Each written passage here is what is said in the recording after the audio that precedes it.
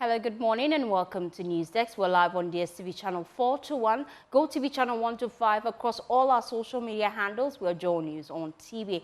Coming up, residents and commuters protest bad Tema, Kpone Dawhenya roads, asking government to fix it immediately. We're live on the ground for details. Also, radiotherapy machine at Korle Bu Teaching Hospital unable to cope with the rising demand of patients, resulting in delay of treatment of patients with cancer. Ma, please, can you help me with my treatment, please? You are hoping to get back to school soon. Okay. Yes, of course. You're hoping to get back to school? Yes, of course. We have details plus business coming up in this bulletin. My name is Faustina Safo. Take a seat. You're my guest.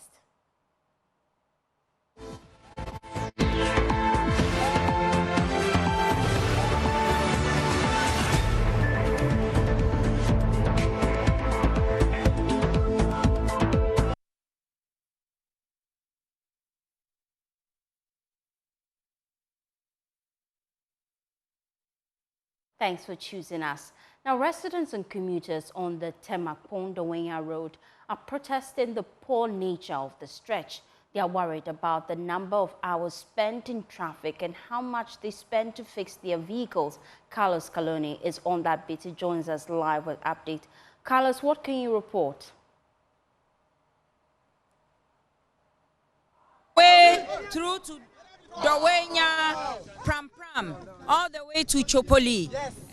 For 4 years now, the government came and cut sword to do our road, but it looks like it's come to a halt, and it's become a problem for us.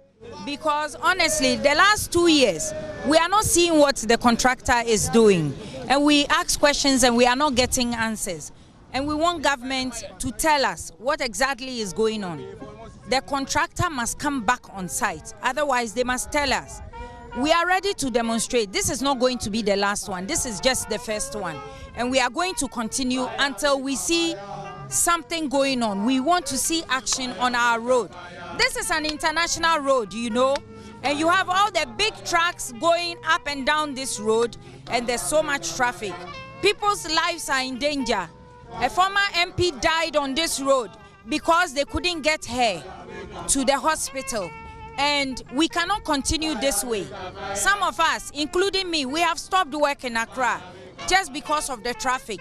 A lot of women have done that just to trade for their children. And so we are demanding that government should come and tell us something. In fact, they should come back to the road. How soon do you want them to come back to this road? Today or tomorrow. Today or tomorrow. They must come back to the road because our lives matter. We also pay taxes. We are also Ghanaians. Sure. And the funny thing is, you hear that they call this an international road. And you think it looks like an international road. You've been here for some time. Would you give this road such a name as international road? We want government to come back to this. If government doesn't heed to your demand, what will be your next line of action? Oh, no problem. We'll be back on the road. We will ask for another permit and we'll come back to the road. As I told you, some of us have stopped work because the traffic is too much. So we have enough time. We'll be back on the road. Your full name again? My name is Frana Abayawuni. Okay. Tell us how this situation is affecting you. In fact, I have a spinal issue as I'm talking to you right now. Because if I get out from my house and then I want to even go visit Tema, it takes me like 2 hours to reach Tema.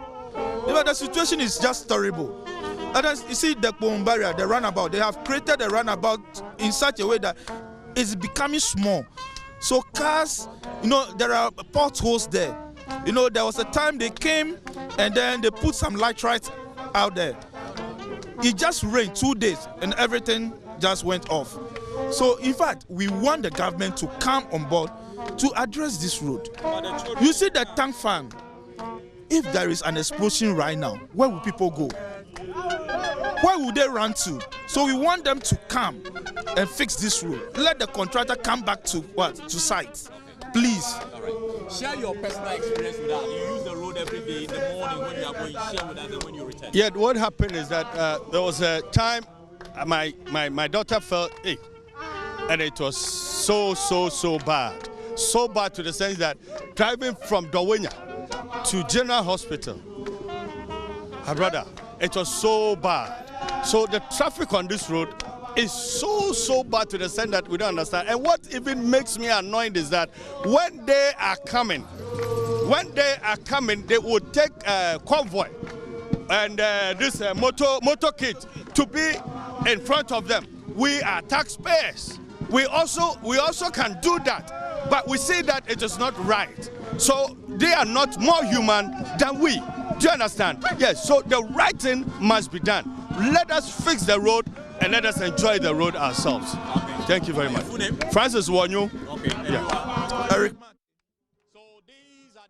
My colleague there, Carlos Caloni, engaging some angry residents who are protesting the poor nature of the road. Well, he's also been engaging some youth who came out to also vent their frustration.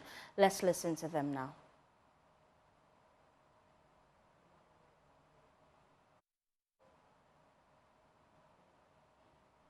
We'll bring you that shortly. We're just engaging some residents who are protesting the bad nature of the road on the Tema, Kpone Dawhenya stretch.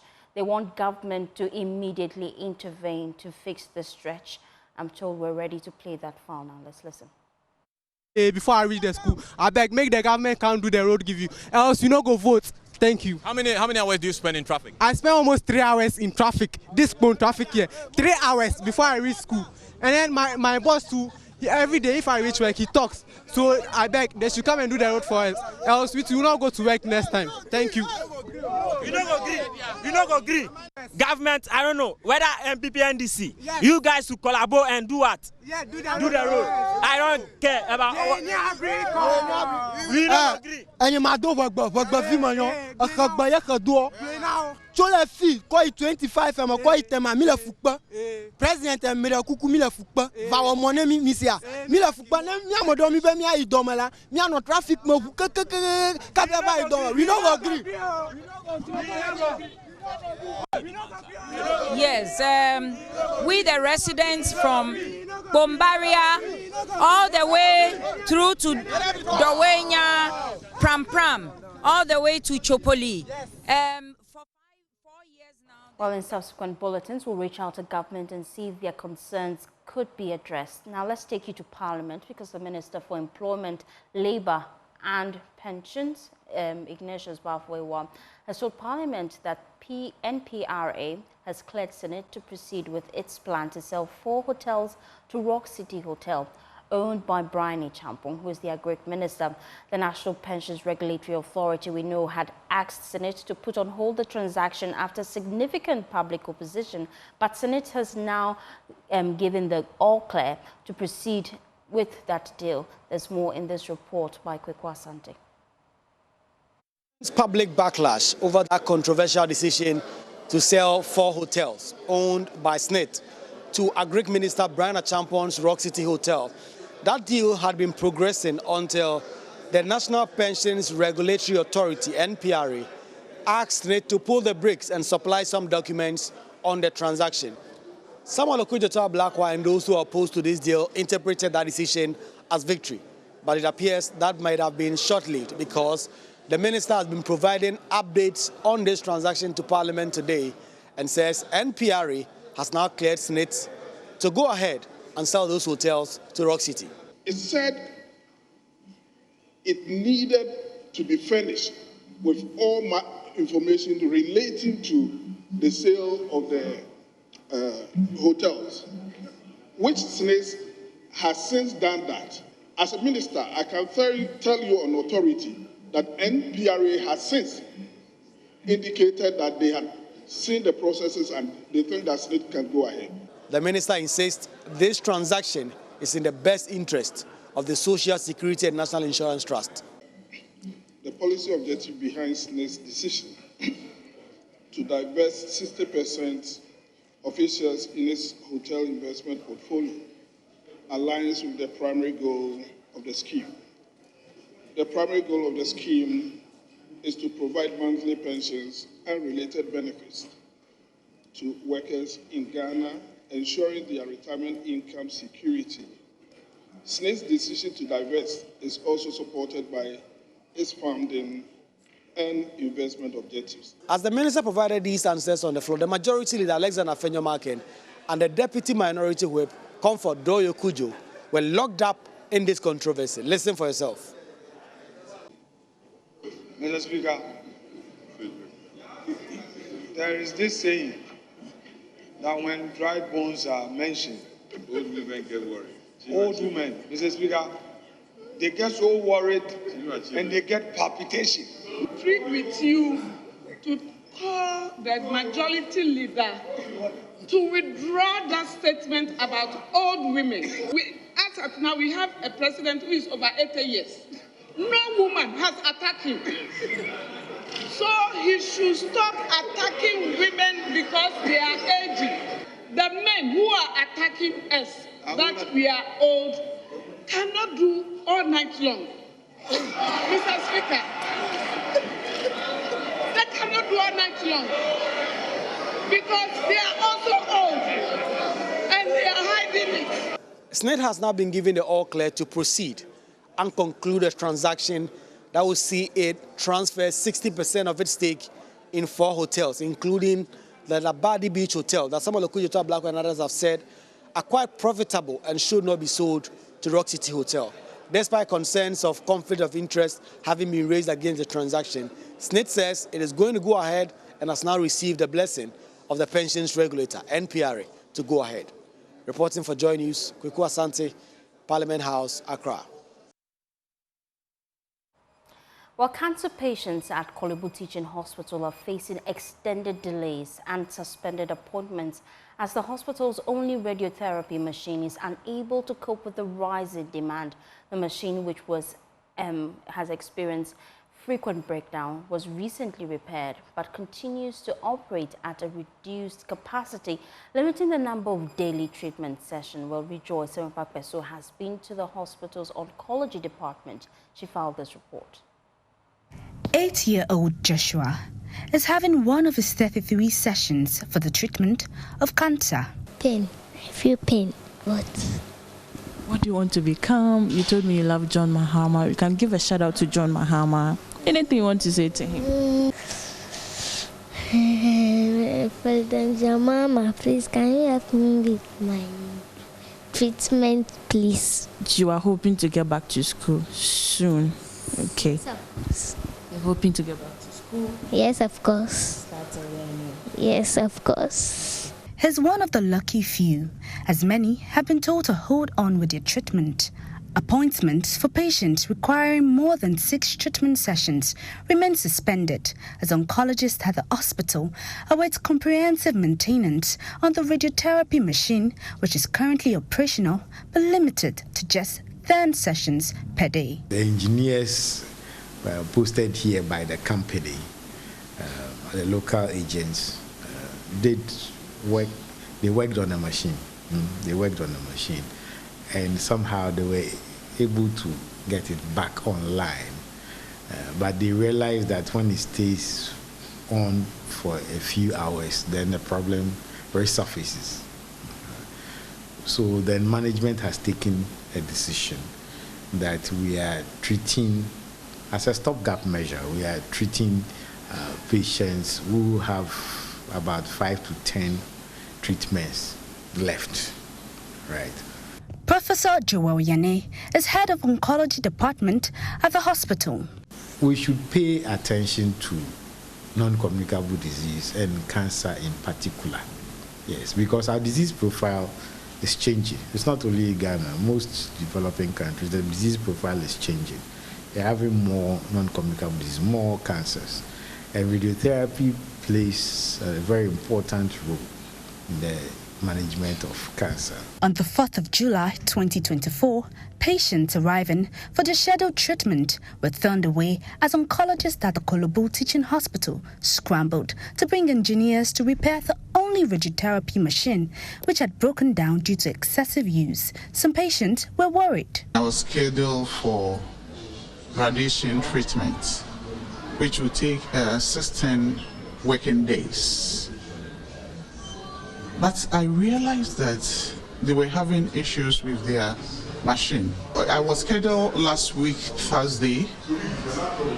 I did a Thursday and Friday, and I'm supposed to continue from Monday up to date.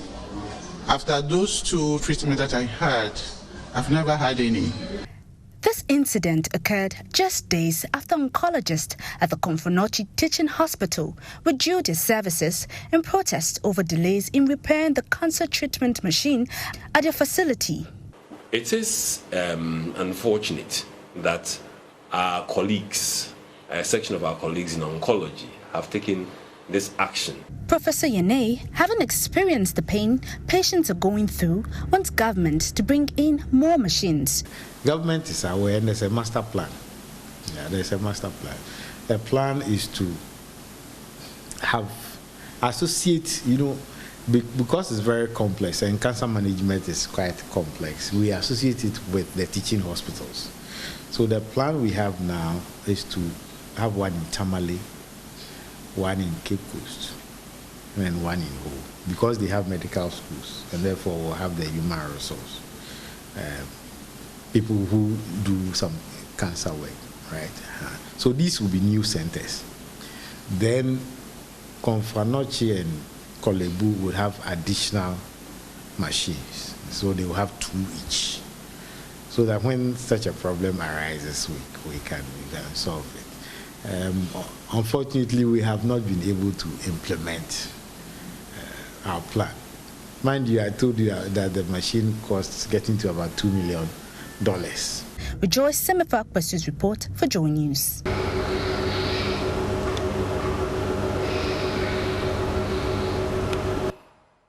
Let's go on the phone lines now and speak to Dr. Mark Kett, his Deputy Ranking Member on Parliament's Health Committee. Thank you for your time here on Newsdesk. Worrying story there. Has this issue been brought to your attention?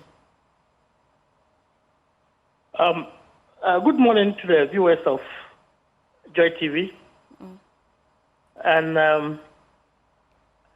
I wish to say that it's not unfortunate, that this has occurred. And we are also reading it in the news, like probably most Ghanaians are doing, as a committee. Well, the issue is that as a country, the head of the oncology department said, our NCDs, that is the non-communicable disease burden, is on the ascendancy, practically reaching about 40% in terms of probably the cause of mortality and morbidity in the country. And I must say that as a country, we now need to prioritize very well. I don't want to believe that it is the lack of resources that is making us to have only 2 of such machines in the country. That is one at Kolebu and one at Kpone. No, that is not the case. And with a very high burden of about 60 cases or more a day, of people reporting to assess radiotherapy. And we know the importance of radiotherapy. We don't have to explain this. Once you have cancer, which hitherto was practically also thought to be uncurable, if you start a treatment, for example, you could start with treatment that is surgery, and after the surgical removal, the surgical removal of the organ, you still need to undergo further treatment, because when let's say the breast is, if it is breast cancer and the breast is removed, that doesn't mean that all the cells with the cancer has been removed. It is possible that some is left there, or some of the tissue is left there. Or it is also possible that it has spread to nearby organs, like the chest, the lungs, for example. That's what we call the metastasis. And when that happens, then we need to follow it up with what we call the chemotherapy and then the radiotherapy. And so practically, in our country here, where presentation of these sicknesses or this cancer is usually very, very late. Most cases will end up undergoing either the chemotherapy or the radiation therapy or even a combination of both. And so we simply have to prioritize. I don't believe that it is a lack of resources. The government has to prioritize. The government has to take the right decisions and make sure that we have these machines all over. Like he said, there's a master plan, but nobody is following it because probably they don't. In fact, I want to blame both politicians and technocrats in the country. Most often when decisions are taken, it appears that there are some people who always want to ask, this decision that we are taking, what am I going to get out of it? Let me get, as an individual, that is the thing. Not what the nation is going to get out of it, but as an individual, what am I going to get out of it? And that is leading us to waste a lot of resources in other areas and not in hot matters. You're deputy ranking member on Parliament's Health Committee. Do you expect this issue to be raised on the floor? Yeah, I mean, it's practically getting to a month now, if not more. And now that it has come to our notice, we should be using one of our tools to ensure that we get this issue raised. Because like I'm saying, it is the lack of prioritization of what we need that is causing this. We are ready to build new hospitals here and there, Agenda 111. But it is not the buildings that make up a hospital. I always say that, look, this Agenda 111, which we have spent up to 3 billion or more on it, 3 billion Ghana cedis or more on it, couldn't we have used some of these resources to build or purchase some equipment which will be serving Ghana now than the Agenda 111, which has been spread all over the country, and I'm afraid probably not a single one might be commissioned before the end of the year. How soon do we expect you to raise this issue on the floor? Today is Friday. If possible, it will come. If not, then early next week, we should have prepared and officially raise the issue and probably even invite the Minister of Health to come to the floor of Parliament and explain what is happening. Repairs and it breaks down. Repairs and it breaks down. Obviously, it will break down. We know, because if you are getting 60 patients a day to use a single machine, that is too much. I mean, even human beings will break down. How much more machines? Thank you so much, Dr. Marquette, for your time here on Newsdesk. His deputy ranking member on Parliament's Health Committee, assuring that this issue will be raised in the House and, if possible, the health minister summoned to provide answers to the questions boggling your mind. Well, let's stay in the health sector. Health experts are calling for immediate steps to avert a health crisis as non-communicable diseases continue to claim over 94,000 Ghanaian lives annually. Efforts include educating children about healthy eating, increasing healthcare funding, as well as encouraging physical activities to stem the tides of the silent epidemic. Emmanuel Jivenu has more from Joe News' national dialogue on NCDs held here yesterday. Like diabetes, hypertension, kidney failure are on the rise, yet efforts to address this growing issue are falling short. If we don't take immediate action now, by 2030, Ghana will spend $6 billion every year on tackling NCDs. Professor Gordon Abeka-Nkrumah with the Health Services Management Department of the University of Ghana Business School stressed the importance of aligning the fight against NCDs with the interests of decision makers. How are we communicating NCDs to the elite who have the power to make decisions when it comes to resource allocation, say the Ministry of Finance, say Cabinet? The way we package this message and carve it around their own incentives in terms of how this determines their electoral fortunes. The national coordinator of the Ghana NCD Alliance, Labra Musa, also urged President Akufo-Addo to give these chronic diseases a national attention. One of the recommendations we made to the president, if he can, make non-communicable disease a national concern, within his outfit, we could all see that COVID was virtually taking the lives of people living with non-communicable diseases. So let's have interventions by the presidency, so at least we can have, he can do this for probably before he leaves office. Family physician at the Greater Accra Regional Hospital, Dr. Jacqueline Thompson, wants children to be introduced to healthy diets to reduce their exposure to the NCDs. You have to tell the rich kids to stop eating junk food. Then we have to get the poor kids to have more nutritious food to eat. So when it comes to the school feeding program, why don't we make it such that everybody is exposed to the same thing when they come to school, so that they have that? So if we say that this is what we've provided, 2/3 of your meal has to be fruits and vegetables. You don't have any other option. That's what you have to eat. If the unhealthy foods are not available, they'll be forced to eat it. The health experts have been recommending a number of measures, including increasing healthcare funding, launching public awareness campaigns, and improving access to preventive care. We need to begin to work together with key stakeholders to drum home the importance of, indulging in a very good habit of eating, doing physical activity. Where we live and work, we need to ensure that we make provision for people to exercise. And we've seen it in some places where they've dedicated a day or two for workers not to use the elevator or lift. You work through. These are little things, but that I can tell you, at the end, you are likely to benefit from it. There is the need for a concerted effort to avert a health crisis.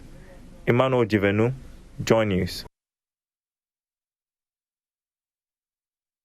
The ongoing strike by the Civil and Local Government Staff Association has left heads of local assemblies scrambling to handle emergency responsibilities beyond their capacities. Well, the strike, initiated as a response to unresolved grievances of staff regarding working conditions and salaries, has halted several functions at district, municipal and metropolitan assemblies. There's more in this report.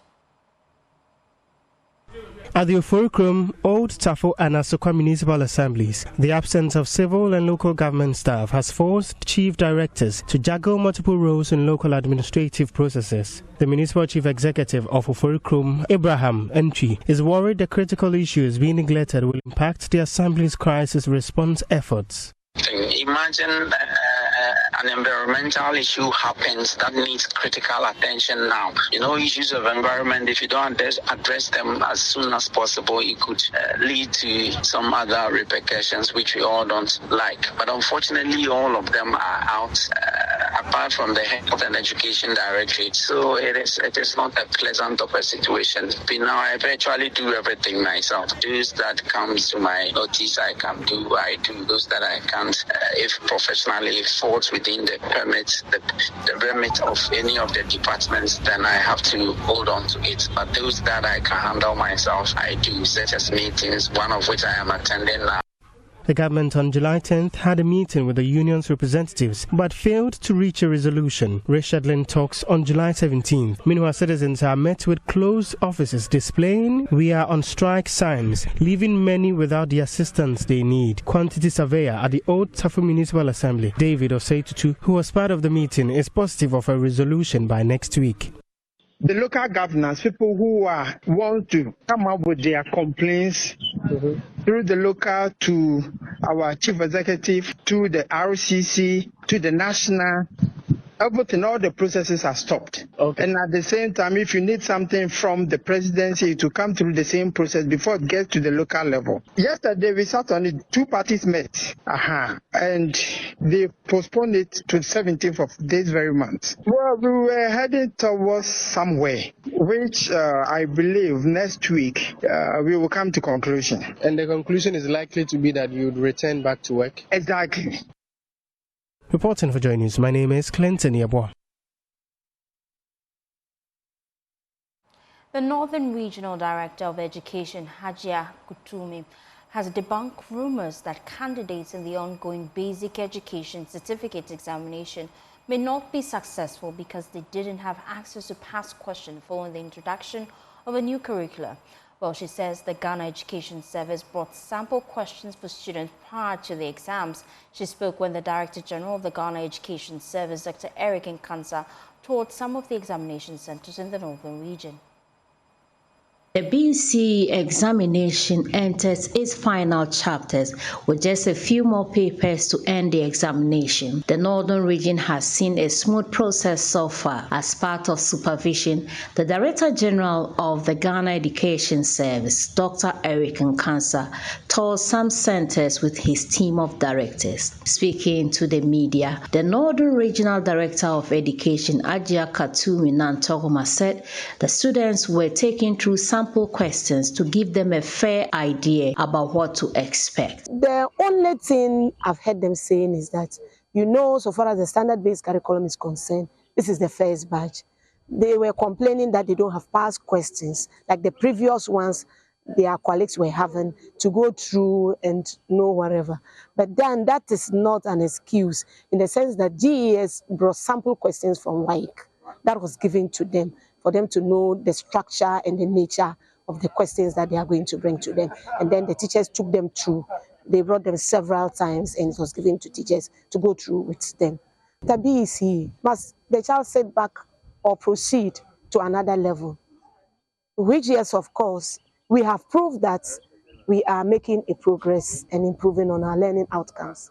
This year, 2023, those who transition from BEC to basic schools to senior high schools, I think we recorded 98% and we topped the whole country. I think we are praying that this year we are left with 2 to make up 100%. The Director General of the Ghana Education Service, Dr. Eric Nkansa, expressed his satisfaction with the progress of the exams so far. He said some unscrupulous persons were apprehended for more practice and have been handed over to the police. So far, it's been almost incident-free, but I must also recognize that the few people that have been identified as attempting to cheat the system have been apprehended, and some are even in the police custody. So generally, given the numbers that are writing this exam, about close to even 600,000, we're looking at 569,095 writing. It tells you the magnitude of the numbers that are in this exam. So if 1 or 2 are identified and apprehended, and we will continue to do that.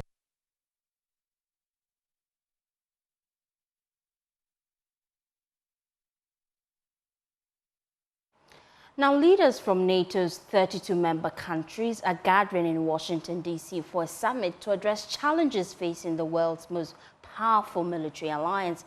Now, the gathering takes place against the backdrop of Russia's ongoing war in Ukraine and at a time when the attention of several national leaders is firmly on domestic politics. Now, to discuss what all this means for the alliance, we're joined by DW correspondent Kate Ferguson. Thank you for your time here on News Desk. Now, what are the biggest challenges NATO is facing right now?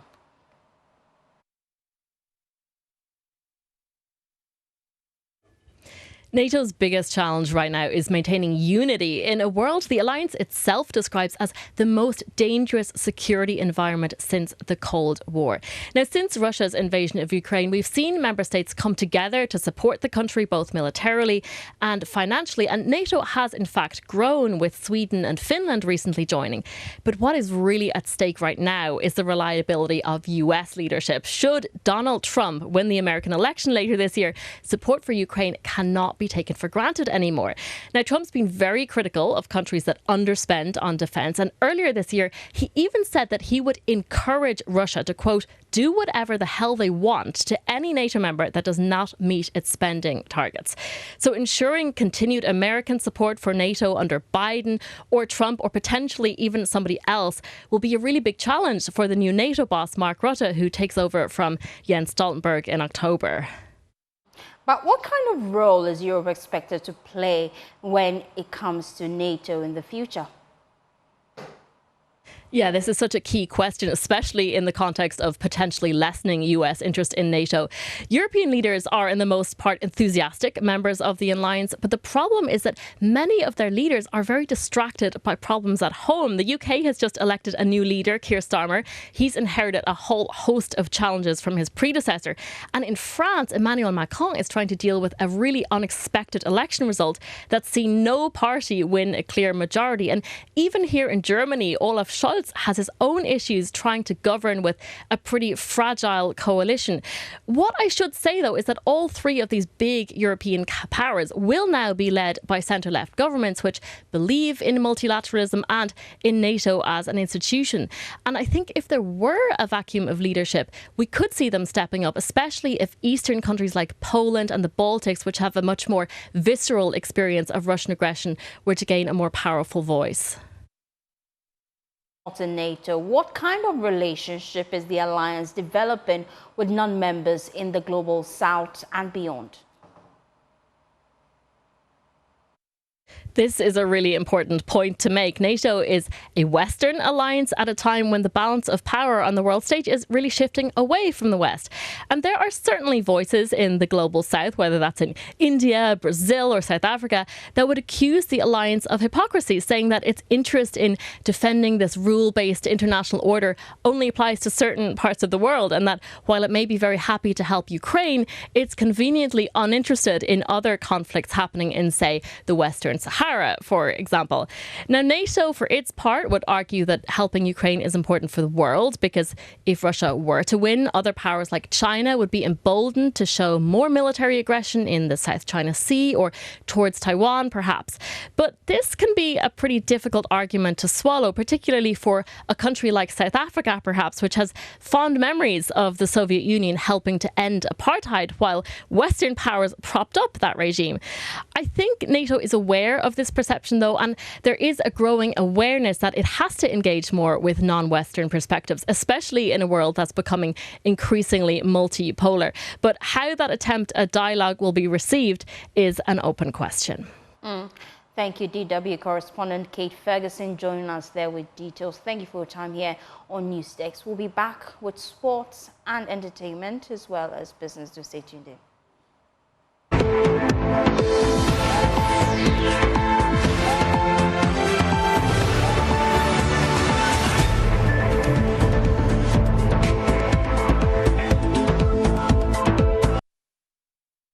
Welcome back to Business Live on Joy News today. My name is Winston Taki, and now to a false business story. Cocoa processing company has revealed, in spite of deliberate attempt to increase domestic consumption of cocoa-based products, a lot of more work is required. CPC says domestic consumption of cocoa-based products remains low. Head of Sales and Marketing Department at Cocoa Processing Company Limited, Nana Ajiman Anson, disclosed this at the Chocolatea celebrated World Chocolate Day with a Shaman cluster of schools. There is more in this report. World Chocolate Day is celebrated on the 7th of July every year. Despite the health benefits of cocoa, the consumption of cocoa-derived products, and for that matter made in Ghana, leaves much to be desired. As a significant player in the production of cocoa, which is the main ingredient in chocolate production, the country, through Cocoa Processing Company, is taking deliberate steps to shore up domestic consumption as it continues to grow its markets externally. Cocoa Processing Company, as part of efforts to inculcate consumption in Ghanaians, the chocolate manufacturer celebrated World Chocolate Day with a Sherman cluster of schools serving chocolate drinks. Head of Sales and Marketing at Cocoa Processing Company Limited, Nana Ajman Anson, says a lot more could be done to drive the consumption of cocoa-based products in the country. Thankfully, we in Ghana here do not only produce cocoa or the raw beans, but we are also able to process it and manufacture cocoa confectionery products like bar chocolates, chocolate dragées, cocoa beverages, chocolate spread, and the like from the Golden Tree brand. And so we think that the children must have the opportunity to consume cocoa-based products because of the nutritional and health benefits that we gain from consuming it. And that is why we have chosen the children to introduce them and to continue to remind them about the need to consume cocoa-based products. And through this campaign, we've been able to increase the consumption of cocoa from a very low level. Today, we see more Ghanaians becoming aware of the health and nutritional benefits of consuming cocoa. And so we've come here perhaps with a concept of catch them young, so that as the children, we introduce them right from childhood, they will grow with it. According to Nanajman Anson, the company is to open in basic schools despite having chocolate drinks consumed as part of the school feeding program at the senior high level. Serving the school children, and that is all the senior high schools, over 600 schools were being given cocoa beverages in the schools. And that has continued under the school feeding program. And we at our level as a company, we are also making efforts to bring the basic schools on board by celebrating days like this to remind them, to bring their attention, to bring that knowledge about the existence of or the need to consume cocoa-based products. And that is why we are here. And we feel that it works well when you instill this habit of consuming cocoa-based products right from childhood. Meanwhile, a Sherman Municipal Education Director, Budu Clifford Heneku, is happy Cocoa Processing Company celebrated with their children who have been exposed to cocoa and its benefits. Cocoa is produced in Ghana. At one point, we used to be the major producing country. And so it's necessary that our children know cocoa. And I think latest revelations suggest that even though Ghana produces cocoa, a lot of people are unable to afford. And so when I was approached by CPC that they wanted to have an interaction with the students in connection with the World Cocoa Day, I think it was only fair to agree to them so that through the interaction they'll get to tell the children a little bit about cocoa, the producing areas, and then the products of it, show them some of the products, and then let them have a feel of it. Yeah, so we are glad they came. All work and no play makes Jack a dull boy. So you see that the whole compound is very active today with our children patronizing the products over there, and I think I'm glad they came. Cocoa Processing Company says it will continue to churn out products that suit the preference of consumers. In other news, the Chief Executive Officer of the Chamber of Cement Manufacturers, Dr. George Dawson Amoah, has rejected some statement made by the Minister of Trade and Industry, K.T. Hammond, on government's move to pass a legislative instrument to control prices of cement. Speaking to Joy Business at a stakeholder consultative meeting, Dr. Dawson Amoah said the minister's approach in engaging stakeholders who will be affected by the legislative instrument is wrong. He described the attempt to control cement prices as unconstitutional. The forum was to address critical issues surrounding cement prices and its impact on the construction sector's growth and sustainability. It provided an opportunity for stakeholders to share their experience, insights, and recommendations on how best to address the construction industry's growth. This stakeholder meeting could have been done about 3-4 months ago. If we had done it, we wouldn't have been where we are now. From around the table and discussions, that have really gone into this LI, which has been laid in Parliament, and we are counting this, one very significant point comes out, which, of course, day in and day out, you learn actually to see the consequences of it. That it's unconstitutional, which, of course, comes as a mind-blocking. Because looking at the drafters of the LI, if they did not consider this very concern which has really come up, I didn't even have this concern about a week ago or 2 ago. It's recently when we been delving into what the LI is all about that we got to know. Dr. Dawson called for the need to identify opportunities for collaborative efforts to support the growth of the sector. Our hands are actually tight because looking at the practice in Parliament, it is like you can actually, give a grievance or a petition before the LI is laid. And that's unfortunately what we are lamenting seriously of being denied. We never had any stakeholding consultation meeting, absolutely not. No one can challenge that. It is the truth. I have been the chairman or the CEO of the chamber all these years. We know the interaction that we have, the relationship that we've built with the Ministry of Trade and Industry, and never did we ever have the opportunity to discuss the LI, that is legislative instrument, on pricing.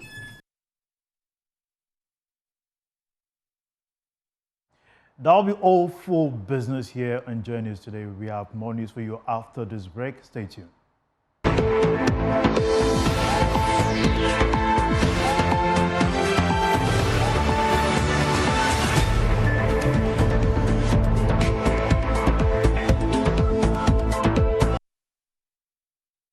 You're still watching NewsX. Thank you for making time to join us. For more news, please log on to myjoyonline.com. My name is Faustina Safo. I'll leave you with St. Mary's Seminary Senior High School, who was saved by the bell in a tiebreaker to qualify to the national stage of the National Science and Maths Quiz. They were held to a 74-point, a 47-point tie by KJB Asato Senior High School at the end of the contest that featured Pasa Senior High's Technical School and Biakoye Community Senior High School. There's more in this report.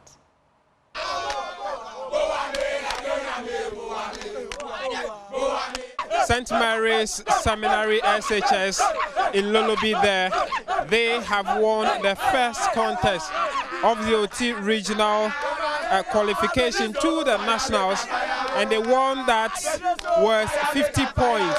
Now they are happy because it took a tiebreaker between the two schools to actually get them victory. Now at the end of the third round, KJB Senior High School led with 44 points, and St. Mary's came second with 40 points. They had to go into the riddle, and they managed to answer 2 riddles correctly, one on the second clue to get 4 points, a total of 7 points to end the fourth round with 47 points, and KJB answered 1, giving them the 2 schools a tie of 47 points. This is how it went down in the tiebreaker. KJB, answer. Answer. St. Mary, they haven't rang their bell. Okay, KJB, go ahead. We have 3, first term to be 3. Common difference to be -1. That's not correct. Yes, St. Mary's. Okay, the first term is 8. And the common difference is 2. That's correct. So after that exciting tiebreaker, St. Mary's are excited. We are excited because this is our rival, Cassette, and winning over our rival is a joy. Like, oh, they are your rival schools.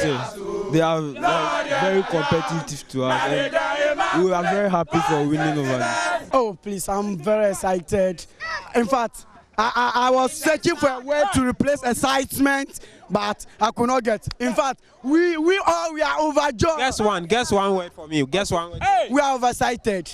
St. Mary's boys are oversighted. We want Kasek. They should be waiting for our genius and they'll come and sweep them again. This one, we are climbing the ladder. No man once again. We are going there. Listen, right now, we are dumbfounded. Catapulted in a holistic manner. Yeah! We're coming. Hey, listen, before we were coming, I told them I am their Moses. If you go to the Bible said, and Moses said unto the people, fear not, stand firm, and see the salvation of Mary. For the Egyptians to see today, you shall see them no more. And after Jesus had therefore taken the vinegar, he said, it is finished! And indeed, it is finished. And St. Mary's boys of Lolobi are through to the nationals, and they would be meeting the other big schools. They feel they are in blue, and so they march for Presec. I pray they meet them and live up to their words. James Savaji here for Joy News.